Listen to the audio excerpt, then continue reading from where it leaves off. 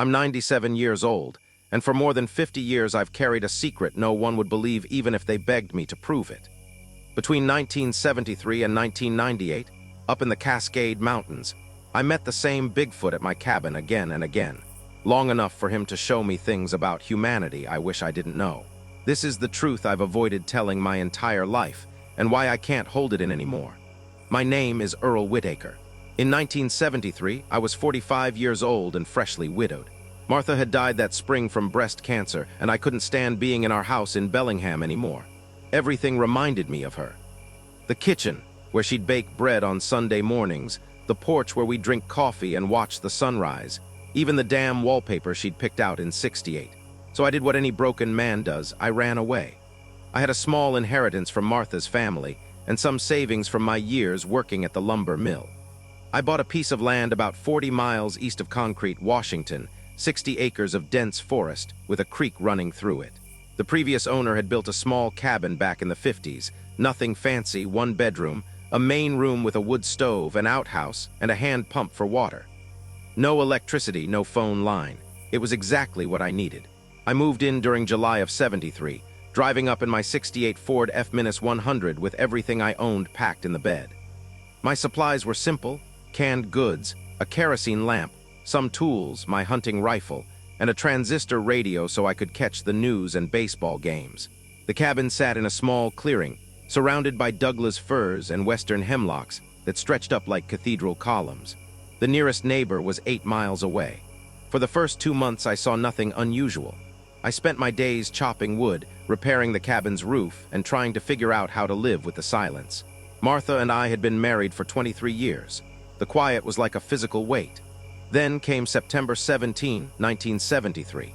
I remember the date because it was a Monday and Howard Cassell had been talking about the Billie Jean King match on the radio the night before. I woke up around dawn to a sound I'd never heard, a low guttural moaning coming from somewhere near the creek, maybe 200 yards from the cabin. I grabbed my rifle and went to investigate. The morning fog was thick, rolling through the trees like smoke. I followed the sound, my boots crunching on the forest floor, and that's when I saw it. At first, I thought it was a bear. It was lying on its side near the creek bank, partially hidden by ferns. But as I got closer, maybe 30 feet away, I realized this was no bear. The thing was massive, easily 7 feet tall, even lying down, covered in dark reddish-brown hair. Its shoulders were impossibly broad, and one of its legs was twisted at an unnatural angle. It saw me and tried to get up, but collapsed with a sound that was almost human, a groan of pain and frustration. That's when I got my first clear look at its face. I've thought about that moment every day for 52 years. The face wasn't quite ape, wasn't quite human. The eyes were deep-set and dark, with an intelligence that froze me in place. It wasn't looking at me like an animal looks at a potential threat. It was studying me, calculating, deciding what I was going to do. My rifle was already raised, finger on the trigger. This was 1973. There wasn't any internet, no Bigfoot documentaries on TV. I knew about the Patterson-Gimlin film from '67, had seen it in a magazine once, but most people thought it was a hoax. Standing there looking at this creature bleeding onto the moss, I knew Roger Patterson had been telling the truth. The creature made a sound, not aggressive, more like a question. It gestured weakly toward its injured leg with one massive hand. 5 fingers, I noted, long, thick fingers that could probably crush my skull without effort. I lowered the rifle. I don't know why I did it. Maybe it was the loneliness. Maybe it was something in those eyes. But I went back to the cabin, grabbed my first aid kit and some old towels, and returned to the creek. The creature watched me approach, its breath coming in short, painful gasps. I'm no doctor, but I'd seen enough injuries at the mill to know a bad break when I saw one. The lower leg bone, the tibia, I think, was fractured, probably from a fall. I had no way to set it properly, but I could clean the wound and try to stabilize it. For the next hour, I worked while this 7-foot creature lay perfectly still, allowing me to touch it. Its hair was coarser than I expected, more like thick wire than fur. The skin underneath was dark gray, almost black. When I poured hydrogen peroxide on the wound, it growled low in its throat but didn't pull away.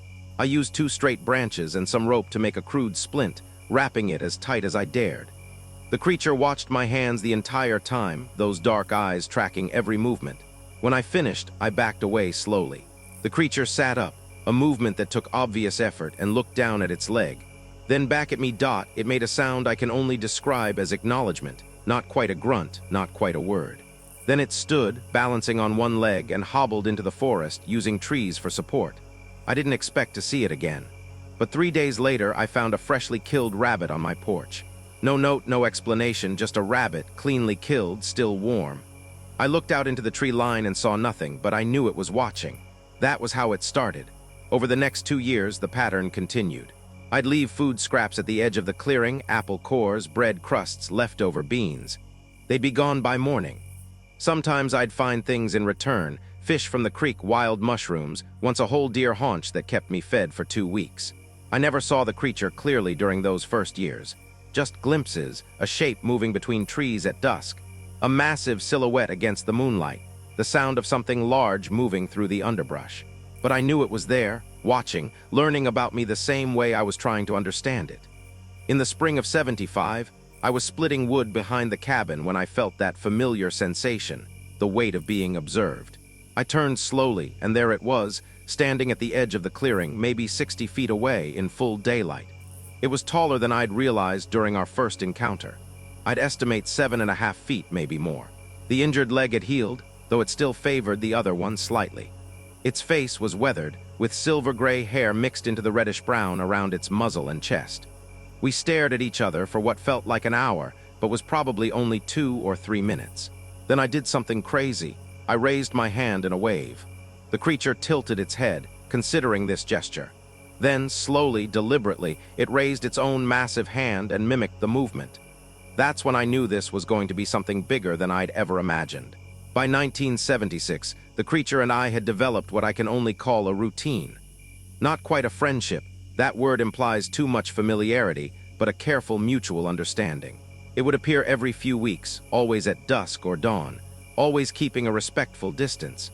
I started calling it August in my mind because that's when our arrangement truly began to solidify. That summer, I bought a Polaroid one-step camera at a hardware store in Concrete. The clerk, a kid maybe 20 years old with feathered hair like Sean Cassidy, rang it up while humming along to Afternoon Delight on the store radio. I told him I wanted to photograph wildlife. He said I should try the new Kodak instead, better for nature shots. I stuck with the Polaroid. Something told me I'd need instant proof of what I was seeing, even if I never showed anyone. I never used it. Every time I thought about photographing August, something stopped me. Maybe it was respect. Maybe it was fear that having proof would ruin the strange sanctuary we'd built. The Patterson film had brought Roger nothing but ridicule and conspiracy theories. I didn't need that kind of attention. Instead, I started keeping a journal. Green canvas-covered notebook bought at the same hardware store. I documented everything. Dates, times, behaviors, observations. I still have those journals, 12 of them now, stacked in a box under my bed. August's intelligence became more apparent with each encounter. In September of '76, I was working on replacing some rotted boards on the cabin's front steps. I'd set my hammer down to measure a piece of wood, and when I turned back, the hammer was gone. I looked up to see August standing 30 feet away, holding the hammer, examining it with the kind of focused curiosity a child shows when handed something new. I held out my hand, palm up. August studied me for a long moment, then walked forward, closer than it had ever come, and placed the hammer in my hand. Its palm was rough, calloused, like someone who'd worked hard labor their whole life. The fingers were warm. We stood there maybe 10 feet apart, and I got my first real look at its face in clear light. The eyes were more human than ape, deep brown with flecks of amber, set under a prominent brow ridge. The nose was broad and flat, the lips dark and expressive. There were scars on its face, old ones, the kind you accumulate over decades of living in the wild. "Thank you," I said, even though I didn't think it understood English. August made a sound, a soft rumble from deep in its chest, and touched its own chest with one finger, then pointed at me. It took me a moment to understand. It was asking my name. "Earl," I said, touching my chest. "Earl." August's mouth moved, trying to form the shape, but no sound came out that resembled speech. Instead, it made a different sound, 2 quick grunts, almost like Earl, and touched its chest again. I understood. It was giving me permission to name it, or perhaps telling me it already had a name I couldn't pronounce. Either way, August stuck. The late '70s were strange years for America. Nixon had resigned in '74. Carter was president now, and everyone seemed uncertain about everything. Gas prices were through the roof. I remember paying 67 cents a gallon in '78 and thinking the world was ending. I'd drive into town once a month for supplies in my Ford, listening to the Eagles and Fleetwood Mac on the 8-track player I'd installed. But up in the mountains, time moved differently. August and I existed in a bubble separate from disco and the Cold War and the Iranian hostage crisis. We were building our own language, our own understanding. By 1978, August would sometimes sit on the far side of the clearing while I worked. Just sit, watching, sometimes for hours. I'd talk to it about Martha mostly, about the life I'd left behind, about loneliness. I don't think August understood the words, but it seemed to understand the meaning behind them. Sometimes it would make soft sounds in response, almost like it was trying to comfort me. That's when I started noticing the first lesson. One afternoon in June of '79, I was trying to fix my chainsaw. I'd been at it for 2 hours, getting more and more frustrated, cursing and throwing tools. August was sitting at its usual spot, watching. When I finally gave up and stomped back toward the cabin, August stood and walked to the chainsaw. I watched as it picked up the tool I'd been using, a screwdriver, and examined it. Then it looked at the chainsaw, tilted its head, and tried the same thing I'd been attempting, removing the air filter cover. But August did it slowly, carefully, without force, and the screw turned. I walked back over. August handed me the screwdriver and stepped back. "Patience," I said aloud, understanding the lesson. "You're telling me I need patience?" August made that rumbling sound again, the one I'd come to recognize as approval. Over the next year, I watched August demonstrate patience in dozens of ways. The way it would sit motionless for hours, waiting for fish in the creek. The way it would carefully extract grubs from rotting logs, never rushing, never forcing. The way it would watch the forest, reading signs I couldn't see, understanding patterns in nature that I'd spent my whole life ignoring. It was teaching me without words, and I was beginning to realize these weren't just lessons about survival. They were lessons about being human. In November of 1979, I made a mistake that almost cost me everything. I'd driven into concrete for supplies and stopped at the tavern, the Cascade Inn, a dark little place that smelled like stale beer and cigarette smoke. I'd had a few too many rain ears, got to talking with some locals about hunting season, and stupidly mentioned seeing something unusual on my property. Unusual how?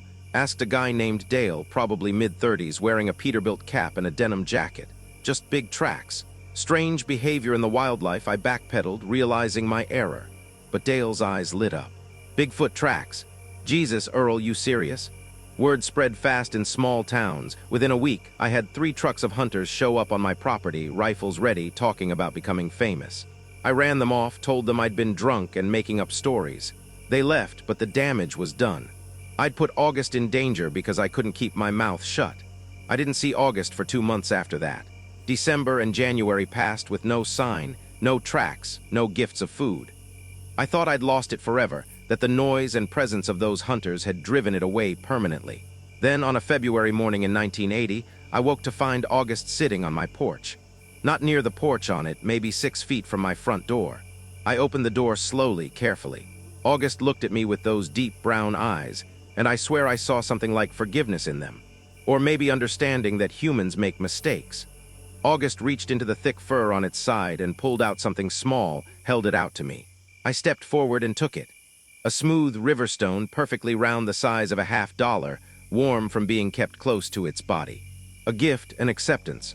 I sat down on the porch step and August sat beside me, not touching, but close enough that I could feel the heat radiating from its massive body.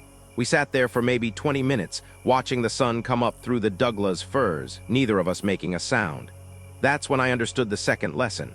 Forgiveness is a choice, not a feeling. August had every reason to disappear forever, to see humans as nothing but threats. But it chose to come back. It chose to trust again, despite everything. I cried that morning, right there on the porch, first time since Martha's funeral. August didn't move, didn't react, just sat with me while I worked through 50 years of accumulated grief. When I finally looked up, August was holding out one massive hand, palm up, an invitation. I placed my hand in its palm, and August's fingers closed gently around it. We sat like that, man and creature, both scarred, both lonely, both trying to understand what connection means, until the sun cleared the mountains. That was the moment our relationship changed from observation to something deeper. Something I still don't have the right words for, even now, 45 years later. The '80s brought change everywhere except my mountain. Reagan was president, MTV launched in '81, and suddenly everyone in concrete was wearing neon and talking about something called aerobics. I'd see it when I made my monthly supply runs. Young people with big hair and boom boxes, the world getting faster and louder. But August remained constant. By 1981, our meetings had become more frequent, sometimes twice a week. August had begun bringing me things I didn't understand at first. Arrangements of stones, carefully constructed piles of sticks, once a perfect circle of pine cones in the clearing. I documented everything in my journals, sketching the patterns, trying to decode meaning. It was my neighbor, Tom Hendricks, who accidentally helped me understand. Tom lived 8 miles west, ran a small Christmas tree farm. We'd have coffee together maybe once every few months. And in March of '82, he showed me something his daughter had made in school. An art project using found objects from nature. That's when it clicked. August wasn't leaving random arrangements. It was creating art. The next time August appeared, a cool April evening, fog rolling through the trees, I tried something new. I gathered stones from the creek and arranged them in a spiral pattern on a flat rock. Then I stepped back and waited. August emerged from the tree line, approached the stones, and studied them for several minutes. Then it looked at me and I swear it smiled. Not a human smile, but something in the eyes, a warmth that hadn't been there before. August sat down and began rearranging the stones into a different pattern, a circle with radiating lines, like a child's drawing of the sun. When it finished, it looked at me expectantly. I laughed. I see it. It's beautiful. August made that rumbling approval sound and added one more stone to the center. That became our new form of communication, not words, but action. Came our new form of communication, not words, but shared creation. I'd make something, August would modify it or create a response. We were having conversations through art, through symbols, neither of us fully understood, but both recognized as meaningful. In July of 1982, something happened that taught me the third lesson, one that shook my understanding of human nature. I'd hiked down to concrete for supplies and stopped at the new Safeway they'd built on Main Street. While loading groceries into my truck, I witnessed an argument between a father and his son in the parking lot. The kid was maybe 10, had knocked over a shopping cart, and the father was berating him, loud, angry, calling him stupid and clumsy. The boy was trying not to cry, apologizing over and over. I didn't intervene. None of my business, I told myself, but it bothered me the whole drive home. 2 days later, August appeared at the clearing while I was splitting wood. It watched me work for a while, then approached closer than usual, maybe 15 feet. It picked up a piece of wood I'd split poorly, jagged and uneven, and held it up to show me. Then August took another piece, one I'd split cleanly, and held them side by side. I thought it was critiquing my work, maybe showing me the difference in quality, but then August did something unexpected. It placed both pieces together carefully, gently, as if the poor cut and the good cut were equally valuable. It made a soft sound and touched its chest, then pointed to both pieces of wood. The message hit me like cold water. Both pieces were still wood. Both had value. One wasn't stupid or worthless because it wasn't perfect. "You're talking about that kid," I said aloud, even though August couldn't have known about the parking lot incident. "You're saying we're too hard on each other, too judgmental." August set the wood down and made a gesture I'd seen before, touching its eyes, then sweeping its hand toward the forest. "Look, observe, understand." I realized August had been watching humans for probably decades, maybe longer, not just me. Travelers, hunters, hikers passing through these mountains. It had observed us the way Jane Goodall observed chimps, studying our behaviors, our cruelty and kindness, our contradictions. Over the next few years, August showed me more. In 1983, it led me to a spot about a mile from the cabin where someone had dumped trash, old tires, beer cans, a rusted refrigerator. August stood there, gesturing at the mess, then at the pristine forest around us. The comparison was obvious. Disgust was evident in its body language. "We're destructive," I said. "We don't respect what we have." August touched its chest again, then touched a tree trunk, then the ground. The message, "I am part of this. You are separate from it." That was lesson 4. Humans had forgotten we're part of nature, not above it.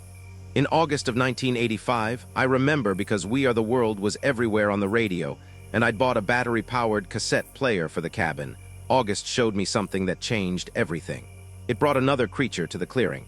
I was inside making coffee when I heard an unusual sound, 2 distinct vocalizations, one I recognized as August, another higher pitched. I grabbed my rifle out of habit and looked out the window. August stood at the clearing's edge with a smaller version of itself. Not a child, this one was adult-sized, maybe 6.5 feet tall with darker, almost black fur. Female, I guessed, though I had no real way to know. August gestured for me to come out, but slowly, carefully. I set down the rifle and stepped onto the porch with my hands visible and empty. The two creatures watched me. August made a series of soft sounds to its companion, communication I couldn't decipher but recognized as complex. The female remained behind August, cautious but curious. August walked forward alone, picked up a stick and drew a simple shape in the dirt. Two tall figures, one smaller one between them. Then August pointed at the female at itself and swept its hand toward the mountains. Family. August was showing me it had family. The female never came close that day. After maybe 10 minutes, she retreated into the forest. But August stayed, and I understood what had just happened. August had brought its mate or sibling or friend. I never knew for certain to see me, to prove to her that not all humans were dangerous. That was lesson 5. Trust is the most precious thing any creature can offer, and betraying it destroys more than just a relationship. It destroys the possibility of connection. I never saw the female again. I don't know if she died, left, or simply chose to remain hidden. But that encounter made me realize August's loneliness probably mirrored my own. We were both isolated from our kind, both seeking something we couldn't find in our own species. By 1987, I was 59 years old. My hair had gone completely gray, my hands had developed arthritis, and I'd started wearing reading glasses from the drugstore to write in my journals. August looked older, too, more silver in its fur, a slight stoop in its posture, movements a bit slower. One evening in late September, August and I sat on opposite sides of the clearing as the sun set. I was reading a week-old newspaper from Seattle, something about the stock market crash, Black Monday they called it. Everyone losing money, panicking about the future. August made a questioning sound. I looked up to find it gesturing at the newspaper, then at me with what I can only describe as confusion. Money, I tried to explain. People are upset because they lost money. August tilted its head, clearly not understanding. I thought about how to explain it. We use these paper pieces to trade for things we need: food, shelter, tools. August stood up, walked to the edge of the forest, and returned with a freshly caught trout. It held up the fish, then gestured at the forest around us, trees, water, sky, and made a sweeping motion with its arms. The meaning was clear. Why do you need paper when everything you need is here? I couldn't answer that. I had no good answer. August set the fish down between us, a gift like always, and looked at me with something like pity. That's when I understood lesson 6, maybe the most important one. Humans had created elaborate systems of value that separated us from what actually sustains us. We'd convinced ourselves that abstract concepts like money and status were more important than food, water, shelter, connection.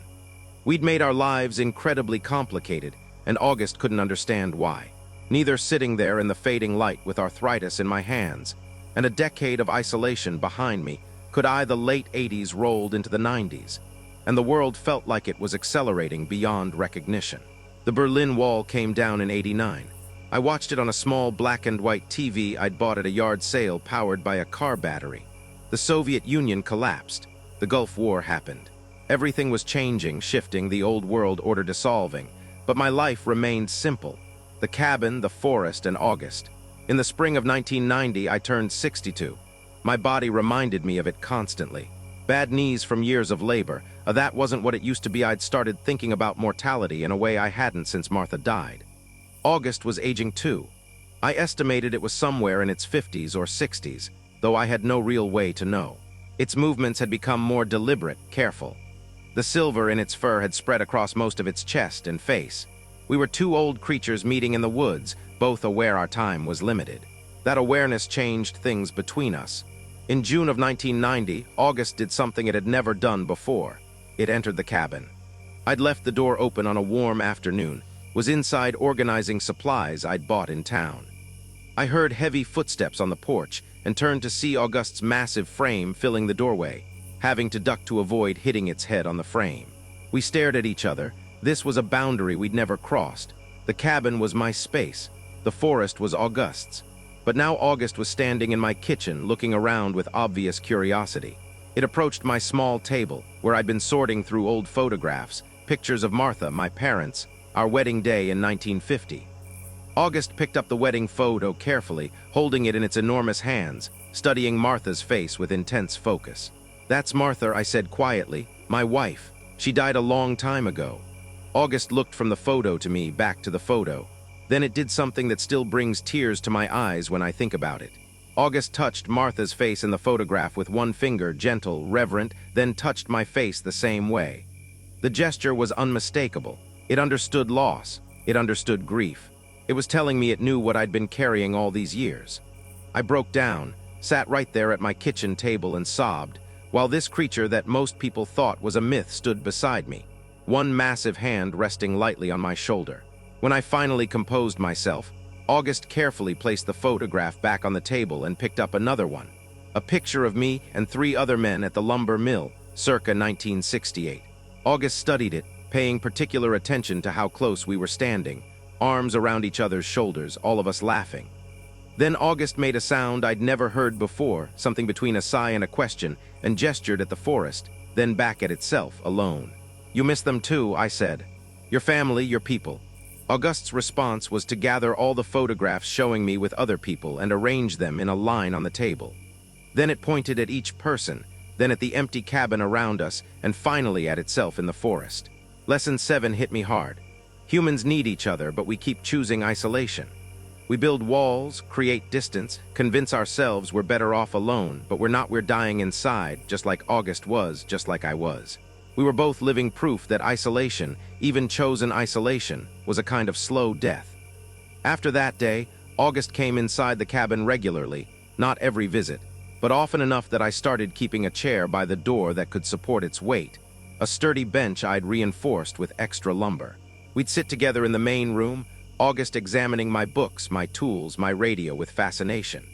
In November of 1991, I bought a Polaroid camera in town, a newer model, the Spectra system, on sale for $79.99. I'd resisted for years, but I was 63 now, and the thought of dying without any proof of August's existence bothered me more than it used to. When I showed August the camera during its next visit, it recoiled, initially suspicious of the strange device. But I took a photo of the cabin interior and showed it the developing picture. August watched in amazement as the image appeared, then wanted to see more. I took 3 photos that day, one of August sitting in the doorway, backlit by afternoon sun, one of its hand next to mine for scale, one of us both sitting side by side on the porch, taken with the camera timer. I still have those photos. They're locked in a safe deposit box in Bellingham, along with my journals, evidence I've never shown anyone until now. August became fascinated with the concept of photographs, of capturing moments, preserving memory. It would point at old photos, and then at the forest, as if asking why I didn't photograph the trees, the creek, the mountains. I guess I never thought they needed preserving, I admitted. They're always there. August shook its head, a gesture it had learned from watching me, and led me outside. For the next hour, it showed me things I'd walked past 1,000 times without really seeing. A spider's web jeweled with morning dew, the pattern of lichen on a boulder, the way light filtered through the canopy at a specific angle. Lesson 8. We photograph people because we know we'll lose them, but we ignore the world around us because we assume it's permanent. Nothing is permanent. Everything deserves attention, appreciation, remembrance. By 1992, I'd been meeting August for 19 years. The world had continued its frantic evolution. The internet was becoming a thing people talked about. Cell phones were getting smaller. Everyone was reading about something called email, but none of that touched us in the mountains.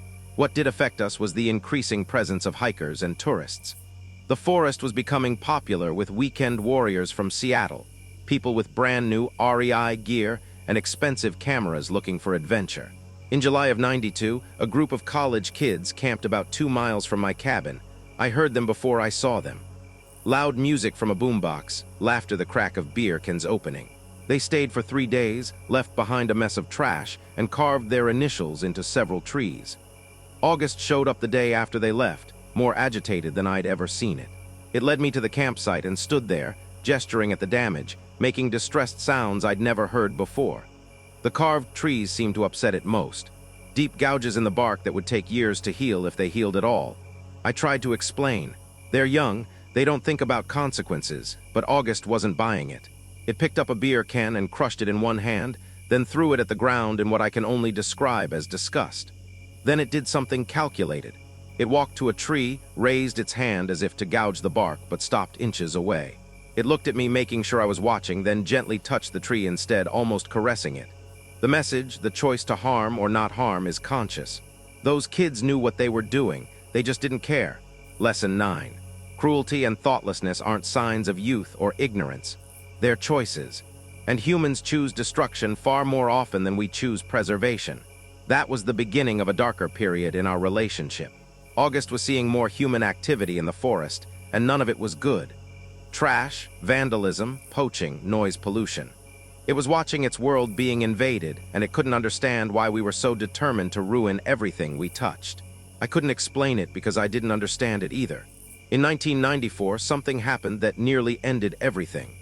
A logging company bought land 5 miles south of my property and started clear-cutting. The sound of chainsaws echoed through the mountains for months. The creek ran muddy with runoff. Animals I'd seen regularly for years disappeared. August came to the cabin in March of that year looking different. Not just upset, but something deeper, defeated. It sat on the porch, and for the first time since I'd known it, August looked old. Not just aged, but worn down, broken. I sat beside it, and we listened to the distant sound of falling trees. "I'm sorry," I said, though the words felt worthless. "We're a destructive species. We can't seem to help ourselves." August turned to look at me with eyes that held something I'd never seen before: judgment. For the first time in 21 years, August was looking at me not as the individual, but as a representative of humanity. And humanity was found wanting. August stood, walked to the edge of the clearing, and didn't look back. It just disappeared into the forest. I didn't see it again for 8 months.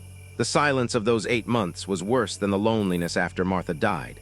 At least with Martha, I'd had memories, photographs, the certainty that what we'd shared was real. With August, I started questioning everything. Had I imagined the depth of our connection? Had I projected human emotions onto a creature that was simply tolerating me? I was 66 years old, living alone in the mountains, talking to something most people believed was a hoax. Maybe I'd lost my mind years ago and just hadn't noticed. Winter of 94 into 95 was brutal. Heavy snows, temperatures dropping below zero, the kind of cold that makes your teeth ache. I spent most of January and February inside, burning through my wood supply, listening to talk radio to remind myself that other humans still existed. The logging stopped in late February. Too much snow, ground too frozen. The silence that followed wasn't peaceful. It was the silence of a wound, of something broken that couldn't be fixed. March brought a thaw, and with it August. I was hauling water from the creek on a gray morning when I saw it standing at the far edge of the clearing.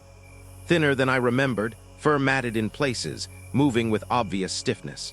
We stared at each other across 60 feet of muddy ground. I set down the water buckets and waited. August approached slowly, stopping about 20 feet away. Close enough for me to see new scars on its face and arms. Close enough to see how much those 8 months had aged it, how much they'd aged both of us. "I didn't think you'd come back," I said. August made a low sound, not quite the rumble of approval I knew, something sadder. It gestured at the forest around us, then at itself, then at me. Then it touched its chest over its heart and held up one finger. One alone, the same. "Yeah," I said, my voice breaking. "We're the same, both of us watching our worlds disappear."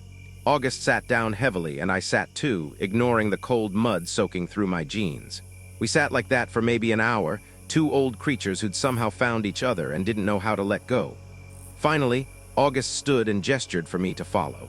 It led me deeper into the forest than I'd ever gone, to a spot about 3 miles from the cabin where the clear cutting had stopped.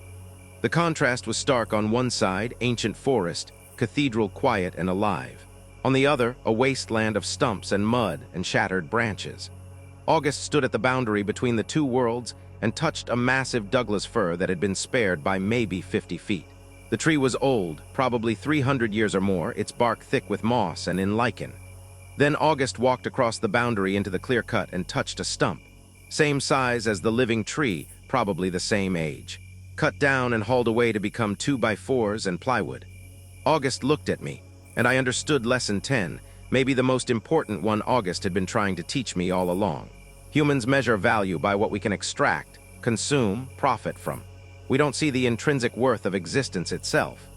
That tree had survived 300 years of storms, fires, disease, only to be reduced to lumber because we needed cheap building materials. "We're afraid," I said aloud, trying to make sense of it. afraid of not having enough, of not being enough. So we take and take, thinking it'll fill whatever's empty inside us. August made a sound I'd never heard before, something between a growl and a keen roar and painful. Then it did something that broke my heart. August sat down in the clear cut, surrounded by devastation, and put its head in its hands. It was grieving, not just for the trees, but for everything, for its lost family, for the shrinking forest, for the impossibility of stopping what was coming. I sat beside August in the mud and stumps, and we grieved together. Our meetings after that day took on a different quality, less teaching, more companionship. We were two survivors clinging to something that couldn't last, both knowing it, but unwilling to admit it. In the summer of 1996, I had a health scare, a small heart attack that landed me in the hospital in Bellingham for 4 days. When I got back to the cabin, August was waiting on the porch. It knew somehow maybe it had come by while I was gone, found the cabin empty, sensed something was wrong. August examined me carefully, touched my chest gently, where I assumed it could feel my heartbeat. Then it did something extraordinary. It lay down on the porch and positioned itself so I could lean against it, using its body as a backrest. We stayed like that for hours, August's warmth and steady breathing keeping me grounded. That's when I understood the final lesson, lesson 11. The greatest thing any creature can offer another is simple presence. Not solutions, not wisdom, not even hope. Just the willingness to stay, to be there, to witness each other's existence without trying to fix what can't be fixed. By 1997, I was 69, and August was visibly failing. Its movements were slow, labored. The silver in its fur had spread completely, and there was a wheeze in its breathing I didn't like. I was failing too. 2 more small heart episodes, arthritis so bad. Some mornings I could barely make a fist, hearing mostly gone in my left ear. We were running out of time, and we both knew it. August's visits became less frequent, every few weeks instead of weekly, then once a month. When it did come, we didn't do much. Sometimes we'd sit in silence. Sometimes I'd read aloud from books, even though August couldn't understand the words. Sometimes we'd walk slowly through the forest, to old friends, saying goodbye to a world we'd shared. In September of 1997, August brought me something it had never offered before, a tuft of its own fur, carefully pulled and twisted into a small bundle. It placed it in my hand and closed my fingers around it. A keepsake, a memory, a way to prove, if only to myself, that this had all been real. "Thank you," I whispered, "for everything, for teaching me, for seeing me when I didn't want to be seen." August touched my face with one massive hand, gentle as a whisper, and made that rumbling sound one last time. The last time I saw August was March 15, 1998. I remember the date because it was exactly 25 years after our first encounter. I woke that morning to find August sitting on the porch, backlit by dawn. It looked terrible, emaciated, fur-patchy, breathing shallow. It had come to say goodbye. I sat beside it and we watched the sunrise together one final time. The forest was waking up around us, birds singing, a deer moving through the underbrush, the creek rushing with snowmelt, all the life we'd witnessed together for a quarter century. August reached over and took my hand, held it in both of its massive palms. We sat like that until the sun cleared the mountains. Then August stood, slower than I'd ever seen it move, and walked toward the tree line. At the edge of the clearing, it turned back one last time. It raised one hand, not a wave, more like a benediction, and then it was gone. I never saw August again. I searched for months afterward, found no body, no sign, no evidence beyond the memories and the tuft of fur I kept in a small wooden box. Maybe August had gone deep into the forest to die alone, the way many animals do. Maybe it had simply walked until it couldn't walk anymore. I'm 97 years old now. I left the cabin in 2003 when my health finally forced me into assisted living in Bellingham. The cabin's still there, falling apart, reclaimed by the forest. The property's in a land trust now. It'll never be developed or logged. People ask me why I'm telling this story now, why I waited so long. The truth is, I wasn't waiting. I was processing, trying to understand what August taught me over those 25 years. Here's what I learned, what I think August was trying to show me about humans. We've forgotten how to be present. We're always rushing, always consuming, always taking, never just being. We judge each other brutally, but we're all just trying to survive, all carrying wounds we don't show. We've separated ourselves from nature and called it progress, built complexity and called it civilization, created abstractions, and called them more valuable than the real things they represent. We're capable of profound connection, but we choose isolation. We're capable of preservation, but we choose destruction. We're capable of wisdom, but we choose convenience. And yet, and this is important, we're also capable of change, of choosing differently, of seeing the world through different eyes. If we're willing to sit still long enough, be quiet enough, humble enough, to learn from something we don't understand. August didn't hate humans. If it had, it never would have returned after those hunters came, never would have spent 25 years teaching a stubborn old man how to see. August just wished we were better, kinder, more aware, more connected to what actually matters. I wish that too. The tuft of fur is still in my bedside table. Sometimes when the nursing home is quiet and I can't sleep, I take it out and remember. Remember sitting in the forest with something impossible. Remember being seen, fully seen, by eyes that held no judgment, only curiosity and sadness and hope. If you take anything from this story, take this. Slow down, look around, see the world, really see it before it's gone. Connect with someone different from you. Learn that value isn't about what you can extract or consume. And if you're ever in the Cascade Mountains, in the deep forest where the old trees still stand, be quiet, be respectful, be open. Because maybe, just maybe, something's watching, something that's been observing us far longer than we've been looking for it. Something that knows what we are, what we could be, and what we're choosing to become. August taught me that the biggest mystery isn't whether Bigfoot exists. It's why we, despite all our intelligence and technology and supposed superiority, are so determined to destroy the only home we've ever known. I'm 97 years old and I still don't have an answer to that question. But I think August did.